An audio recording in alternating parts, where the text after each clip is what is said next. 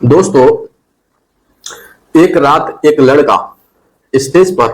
Perform कर रहा होता है। उसी बीच वहां भी चार लड़कियां उसी स्टेज पे परफॉर्म कर रही होती है और उन लड़कियों को यह लड़का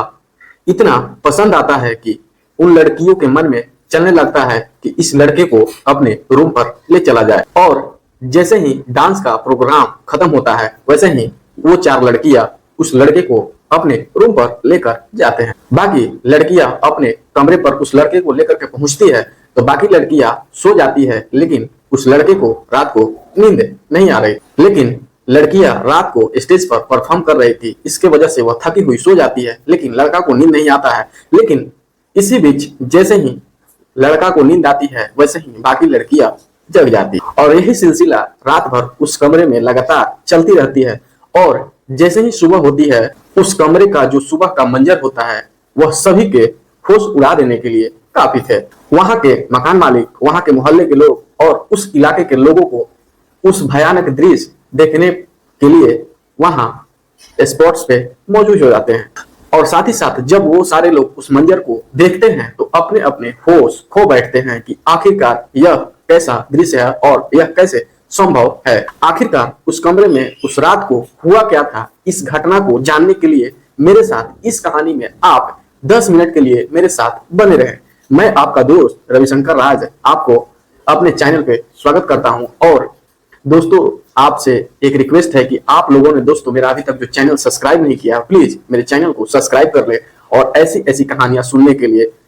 और आपका एक लाइक और सब्सक्राइब मुझे हौसला देता है ऐसी ऐसी कहानियां लाकर अपने अंदाज में रखकर आपके बीच सुनाता हूं। तो चलिए ज्यादा ना देर करते हुए मैं अपनी कहानी की तरफ बढ़ूंगा। लेकिन हाँ, जो दोस्त कल कमेंट किए थे उनका नाम बस जस्ट जैसे ही कहानी खत्म होती है बस उनका नाम तुरंत ले रहा हूं। तो ज्यादा देर न करते हुए मैं अपनी कहानी की तरफ चलता हूं। दरअसल यह घटना उत्तर प्रदेश का एक जिला लगता है देवरिया, और इसी देवरिया के एक गांव में एक परिवार रहा करता था। वह बहुत ही परिवार गरीब था और उसी गरीब परिवार में एक लड़का दीपक नाम का था। और इस दीपक नाम के लड़के का उम्र महज 23 वर्ष हो रहे थे और इसके फैमिली में इसके माता पिता और एक छोटा भाई रहा करता था। क्योंकि इसके पिता बचपन में ही,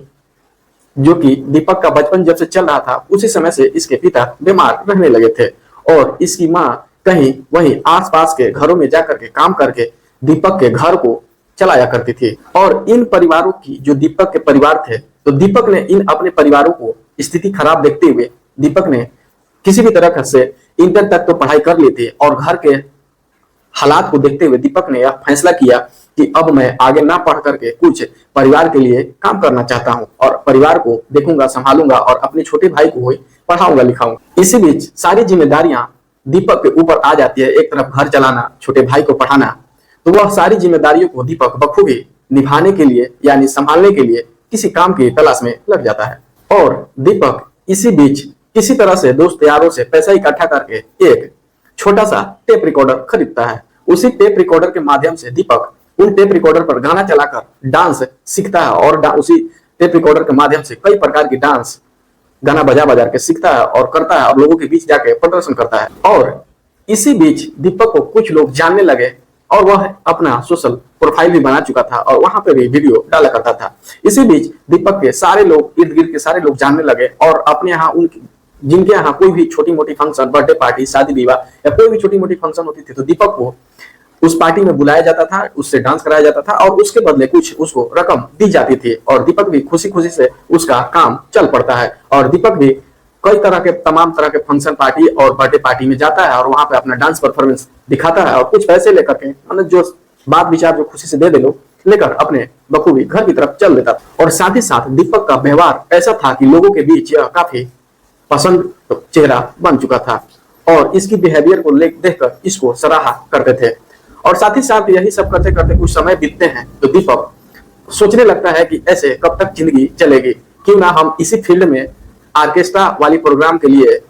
कुछ सेटअप खरीद कर या कुछ लोगों के संपर्क में आकर एक ऑर्केस्ट्रा कंपनी ही चलाया जाए। और यह दीपक साथ ही साथ ऑर्केस्ट्रा वाली पार्टी के साथ कोलिब्रेशन करके और ऑर्केस्ट्रा में डांस का बुकिंग उठाने लगता है और वहां जहां जहां बुकिंग उठाता था वहां वहां जाकर के लड़कियां नर्तक को ले जाकर के नचवाता और वहां से पैसा लेता और आपस में सारे लोग बांट लेते। यही दीपक के आगे आने वाले समय में काम बढ़ता चला जाता है। और इसी सिलसिले में दीपक कहीं कहीं ऑर्केस्ट्रा में जाता था। उसी सिलसिले में मध्य प्रदेश की एक 33 वर्षीय वर्षा नाम की लड़की से इसकी मुलाकात होती है। और साथ ही साथ वर्षा इस लड़के को देखकर इतना प्रभावित होती है इसके व्यवहार से कि, और इसके बारे में भी पता लगाती है वर्षा कि यह काफी ही गरीब फैमिली से है और लड़का बहुत ही नेक और ईमानदार और अच्छा है।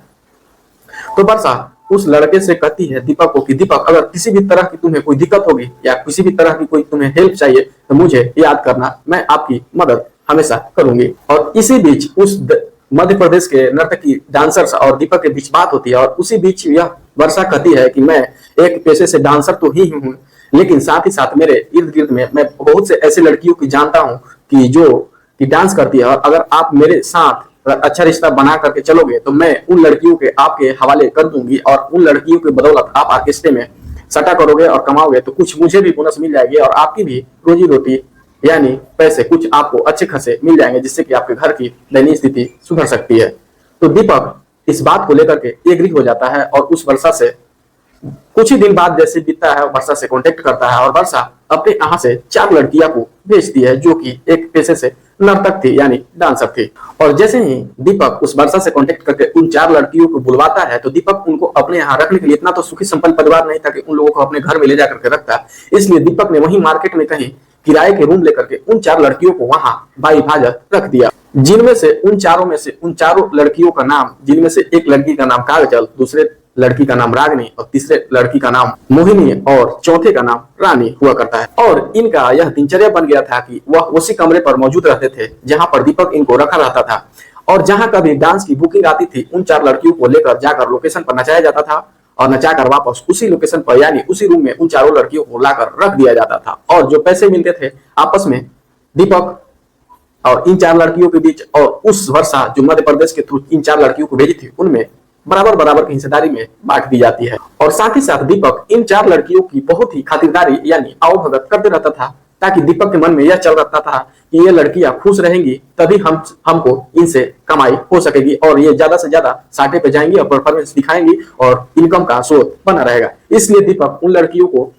जो कुछ सामान चाहिए था अपनी तरफ से भिजवा देता था। लेकिन इन 4 लड़कियों को दीपक के बारे में बहुत ही अच्छे से पता था कि दीपक एक बहुत ही साफ सुथरा और नेक इंसान है और गरीब फैमिली से है, इसलिए उस सब लड़कियां दीपक को खर्चा ना करवा करके जो इनके पैसे मिलते थे डांसर के नाचने के तो वो अपने पैसे से बाकी सारे सामान मंगा लिया करती थी ताकि दीपक को बोझ ना पड़े। ऐसे ही धीरे धीरे समय गुजरते रहता है जो कि एक दिन और कहीं डांस की बुकिंग मिली थी यह और इन 4 लड़कियों को दीपक लेकर वहां जहां साटा हुई मिली थी इसको वहां इन 4 लड़कियों डांसर को लेकर के दीपक वहां साइट पर पहुंचता है और रात के कम से कम 9:30 या 10 बजे के बीच प्रोग्राम स्टार्ट हो और इन 4 लड़कियां बारी बारी से स्टेज पर जाकर अपना डांस परफॉर्मेंस दिखाने लगती हैं। और उसी बीच दीपक के एक नंबर पे फोन आता है और दीपक को बोला जाता है कि दीपक तुम कहाँ हो, जल्दी से अपने घर आओ, तुम्हारी माँ की तबीयत बहुत ही ज्यादा खराब है। इसी बीच दीपक सोचने लगता है कि इन लड़कियों को सटा पे छोड़कर यहाँ से कैसे जाऊं। इसी बीच दीपक क्या करता है कि अपने दोस्त जिसका नाम सूरज था उसको कॉल मिलाता है और बोलता है सूरज को दीपक कि दीपक सूरज मेरे घर में मेरी माँ का अस्थमा का बीमारी है और वो अभी सीरियस हो गई है और मैं इस नर्तकी डांसर को लेकर मैं एक बुकिंग साइट पे हूँ और इन लोगों को देख रेख कौन करेगा अगर मैं यहाँ से चला जाऊंगा तो हो सकता है अगर तुम्हारे पास समय है तो प्लीज यहाँ आ जाओ और मैं घर के लिए निकल जाता हूँ। तो जैसे ही दीपक की बात सूरज सुनता है तो उसको बात समझ में आ जाती है और सूरज ना चाहते हुए भी उसके कहने पर वहां साइट पर उन डांसर के यहाँ पहुंच जाता है और दीपक उस सूरज को सारा रूल नियम समझा देता है और बताता है कि जैसे ही प्रोग्राम खत्म होगा तुम इन 4 लड़कियों को ले जाकर के वहां जहां पर इनकी रहने की व्यवस्था रूम लेकर के मैं रखा हूं उन पर पहुंचा देना, बाकी मैं सुबह आऊंगा तो इनसे हर हिसाब कर लूंगा। और यहाँ से दीपक इस बात को सूरज को समझाकर अपने घर की तरफ निकल जाता है और इसी बीच प्रोग्राम चलते रहता है। और जैसे ही वह 18 फरवरी 2018 की वाकया है यह, उस समय फरवरी में थोड़ी मौसम ठंड की हुआ करती है और जैसे ही प्रोग्राम करीब करीब 2:30 या 2 बजने वाले थे तब तक सारे दर्शक जा चुके थे और इनका प्रोग्राम बंद हो गया। और साथ ही साथ सूरज कहता है कि वहां के ऑनर से जो बुकिंग कराए थे कि ठीक है साहब, मैं अब प्रोग्राम खत्म हो चुका है, मैं इन सारे लोगों को लेकर के जाता हूं, इनके गंतव्य स्थान जहां है उनको पहुंचाना है मुझे, तो पहुंचा देता हूं। अब बाकी जो पैसे कौड़ी का हिसाब रहा कल दीपक आकर आपसे हिसाब कर लेगा। तो ऑनर जी बोलते हैं कि कोई बात नहीं, जाइए, ठीक है, मैं दीपक से हिसाब कर लूंगा। इसी बीच जिस गाड़ी से उस डांसर सबको लेकर के आया था, पता चला कि उस पर जैसे ही सवार हुए सारे लोग, सारा सामान उमान लेकर के, नर्तकी और जो बैंड बाजा जो होता है अपना डांस प्रोग्राम करने के लिए सवार होते हैं, तो उसी बीच पता चला कि उनकी गाड़ी खराब हो चुकी है। तो सूरज ने बोला कि कोई बात नहीं, मैं अपनी बाइक से आया हूँ, तो एक एक करके मैं आपको, दो दो करके मैं आपको आपके रूम तक बखूबी पहुंचा देता हूँ। इसी बीच सूरज क्या करता है कि एक खेत में दो लड़कियों को लेकर उनके रूम पर पहुंचा देता है, और जैसे ही दूसरा खेत लेकर के जाता है और जैसे ही उस रूम पर पहुंचता है तो गनीमत से उसकी पता चलता है कि उसकी भी बाइक वहां पहुंचकर खराब हो चुकी है, यानी कि अब वहां से उसको घर जाने के लिए कोई साधन नहीं था। तो इसी बीच लड़कियां कहती है कि सूरज, आप अभी रात के 2:30 बज चुके हैं और आपकी गाड़ी भी खराब हो गई है, इस बीच आप कहाँ जाओगे। इसी बीच वो चारों लड़कियां और सूरज वो दीपक को फोन लगा देते हैं और बोलते हैं कि ऐसा ऐसा बात है और गाड़ी भी बिगड़ गई है। तो दीपक कहता है सूरज को कि कोई बात नहीं, तुम रात वहीं पे किसी भी तरह से बिता लो, और इतने रात को 3 बजे रात को तुम कहाँ जाओगे।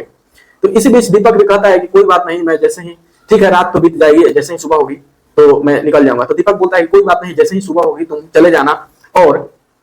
अपनी गाड़ी भी ठीक करवा लेना, और तब तक मैं आ ही जाऊंगा। तो होता क्या है कि इसी बीच दो कंबल था, उन 4 लड़कियों के बीच 2 कंबल था, किसी तरह दो दो करके दोनों में सोए थे, और सूरज के लिए जगह कम पड़ रही थी। तो सूरज को उन चारों लड़कियों रात भर तो परफॉर्मेंस किए थे, तो उनकी थकान ज्यादा थी, तो वो चारों सो गए थे, लेकिन सूरज की आंखें नहीं लग रही थी। इसी वहां में कि कैसे सोया जाए, थोड़ी सी ठंड की भी मौसम थी, तो पता नहीं सोने में इनको दिक्कतें हो रही थी। तो इसी बीच थोड़ा सा बेड के गैप देखा और वहां जाकर के आयशा, दीपक, सूरज घुसकर सो जाता है। और इसी बीच उन चारों लड़कियों में से जो 2 लड़की एक कंबल करके सोई हुई थी, कोई एक लड़की रात को उठती है और देखती है कि सूरज ऐसे ही सोने का प्रयास कर रहा है, तो वह धीरे से 2 कंबल वाली लड़की के साथ जाकर सो जाते हैं, यानी एक कंबल में 3 लोग हो गए, और एक लड़की एक कंबल में और एक सूरज को बोले कि तुम लोग इसमें सो जाओ। अब उसी बेड के नीचे जो जगह खाली थी उसी एक लड़की के साथ यह बगल में सो जाता है। और इसी बीच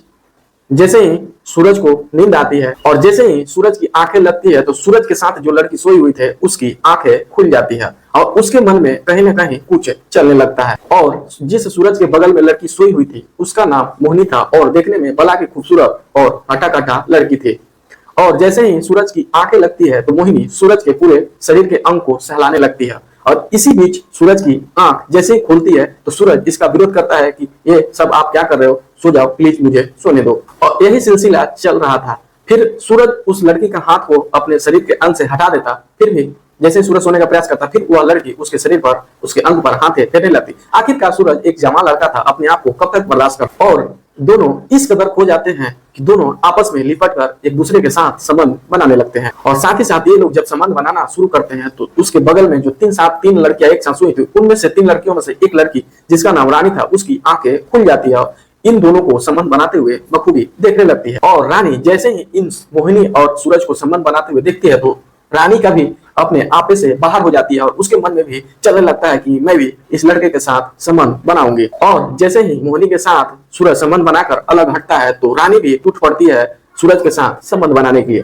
और जैसे ही सूरज रानी के साथ भी संबंध बनाने लगता है तो इसी बीच तमाम उन 2 लड़कियां जो सोई हुई थी, अभी तक जगी नहीं थी, उन दोनों की भी आंखें खुल जाती है और देखती है कि रानी और सूरज संबंध बना रहे हैं। और जैसे ही 2 लड़कियां जगती है और इन दृश्यों को देखती है तो उनके आपे भी खो जाते हैं, और वो भी इसी तमाम तरह की होड़ में लग जाती है कि हम भी संबंध बनाएंगे, हम भी संबंध बनाएंगे, जो कि 1-2 महीने से हो गए थे, जो कि इन लोगों ने किसी के साथ संबंध नहीं बनाए थे, और ये सोच रहे थे कि आज अपनी भूख इसी लड़के के साथ मिटाया जाए। और लड़कियां ये भी सोचती है कि आज तो कई महीनों के बाद कोई ऐसा मिला है जिसके साथ संबंध बनाने का मौका भी मिलेगा। और अब यह चारों लड़कियां उस सूरज लड़के के ऊपर भेड़िए की तरह चारों तरफ से टूट पड़ती है और बोलती है कि तुम मेरे साथ संबंध बनाओ, तुम मेरे साथ संबंध बनाओ, तुम मेरे, चारों अपने चारों तरफ से सूरज को नोच रही थी, खसोट रही थी, और अपने साथ संबंध बनाने के लिए राजी करने में लगी हुई थी। इसको एक प्रकार से दरिंदगी भी कहा जा सकता है। जैसे कोई अकेलापन लड़की को 4 लड़के या 5 लड़के किसी तरह से नुस्खे खसोटते हैं, रेप करते हैं, उसी प्रकार से यहाँ 4 लड़कियां एक लड़के को नोच रही थी, खसोट रही थी, और अपने साथ संबंध बनाने के लिए उसको फोर्स कर रही थी। और लड़का उन चारों लड़कियों को मना कर देता है, कहता है कि मेरे शरीर में अब इतनी ताकत नहीं बची है कि मैं आप चारों को संतुष्ट कर पाऊं। और उसी चारों लड़कियों में से एक लड़की उठती है और कहती है कि ऐसा है कि मेरे पास कुछ सेक्स वर्धक दवाइयां पड़ी हुई है, अगर मैं आपको उस दवाई को खिला दूं तो हो सकता है कि आप चारों को संतुष्ट कर पाएंगे। और इसी बीच वह लड़की अपने उठकर बैग से दवा लाती है। इसी बीच समय तकरीबन 3 या 3:30 के दरमियान दवा ला करके एक ही बार में 3 या 4 दवा उस लड़के को खिला दिया जाता है। और जैसे ही इस लड़के को गोली खिलाई जाती है तो लड़के के शरीर में टाइटनेस अगेन फिर से आ गया था और चारों लड़कियां बारी बारी करके इस सूरज के साथ लगातार संबंध बना रहे थे। इसी बीच सूरज दुनिया को छोड़कर चल बसा। तो उसमें से कुछ लड़कियां सोच रही थी कि शायद यह बेहोश हो गया था। उसी में से कुछ लड़कियां उसको नब्ज को टटोल कर देखी तो बोल रही थी कि ये इसका तो प्राण ही निकल गया है शायद। उन चारों लड़कियों को जैसे ही यह बात पता चलता है कि यह तो मर गया है तो वह चारों लड़कियां अपना जल्दी जल्दी से उस रूम से सामान समेटती है और दरवाजा खुला छोड़ करके निकल चली जाती है। और इसी बीच लड़कियों के निकल जाने के बाद 1-2 घंटे बीतते हैं तो सुबह होती है। इसी बीच उस घर के मकान मालिक अगल बगल टहल रहे थे, तभी उनकी नजर इस खुले दरवाजे पर पड़ी कि यह तो दरवाजा कभी खुला नहीं रहता था, आज इतना सुबह कैसे ओपन है। तो उसके तरफ जैसे उसका ऑनर यानी मकान मालिक जाता है तो देखता है उस कमरे का मंजर, तो उसके पैरों तले जमीन खिसक जाती है और चीख कर उल्टे पांव लौट जाता है और लौटकर पुलिस को कॉल लगाता है। और पुलिस को कॉल लगाने के बाद बुलाता है और देखता है मौके पर पुलिस पहुंचती है। और मकान मालिक करता क्या है कि फिर उस दीपक को फोन लगाता है जिसको यह रूम रेंट पर दिया था। जैसे ही दीपक को फोन लगाया जाता है तो प्रशासन के द्वारा सारी बात बताई जाती है कि ऐसे बात है। तो दीपक जैसे ही सुनता है घबरा कर आनंद फानंद में वहां पहुंचता है और सूरज को देखकर एकदम हौका बौका रह जाता है, सोचता है कि यह क्या हो गया। तो उसी बीच दीपक क्या करता है कि उस वर्षा नाम की लड़की को जो कि उसके थ्रू जिसके थ्रू 4 लड़कियां भोपाल से मंगाई थी उसको कॉल लगाता है, पूछता है कि वह चारों लड़कियों के बारे में आपको कुछ पता है क्या, वो पहुंची है क्या भोपाल। तो यह वर्षा बोलती है कि नहीं, ऐसा तो अभी तक उनसे जब से गई है तब से तो कोई ऐसी बात नहीं हुई है, जैसे ही उनसे कांटेक्ट करूंगी मैं आपको फोन लगाऊंगी। क्योंकि ये चारों लड़कियां भाग चुकी थी, उनके मोबाइल भी स्विच ऑफ आ रहे थे। प्रशासन अपने इस लाश को पोस्टमार्टम कराने के लिए भेज देती है और उन चारों लड़कियों के तलाश में लग जाती है। तो जैसे ही लड़कियों की तलाश की जा रही थी तो चारों लड़कियों का तो मोबाइल बंद आता है। इसी बीच उस बॉडी का यानी सूरज के बॉडी का पोस्टमार्टम का रिपोर्ट आ जाता है और उस पोस्टमार्टम की रिपोर्ट में चौंकने वाली खुलासे होती है। उस रिपोर्ट में बताया जाता है कि इसको सेक्स वर्धक दवाएं एक डोज से ज्यादा दे दिया गया था, इसकी वजह से इसको मौत हो गई है और इसके साथ काफी सेक्स भी किया गया है। तो इसी बीच प्रशासन इन सारे लोगों को लेकर, इसी बीच होता क्या है कि उन चारों लड़कियों में से किसी एक लड़की का मोबाइल ओपन होता है और उस मोबाइल पर कॉल किया जाता है और उसके थ्रू चारों लड़की को दबोच करके न्यायिक हिरासत में जेल भेज दिया जाता है और तमाम तरह की जो धाराएं लगती है उन पर दर्ज की जाती है। तो चलिए दोस्तों, यह कहानी आपको कैसी लगी, देखिए कैसे 4 लड़कियां एक लड़के को मौत के घाट उतार देती है अपनी जिस्मानी भूख मिटाने के लिए। तो यह कहानी आपको कैसे लगी, अगर अच्छी लगती है तो कहानी को लाइक जरूर करें और अपने दोस्तों के बीच शेयर जरूर से कर दें। तो ऐसी ऐसी कहानियां सुनने के लिए मेरे चैनल को लाइक जरूर करें। तो चलिए आज कहानी में इतना ही, तब तक के लिए धन्यवाद और जय हिंद दोस्तों।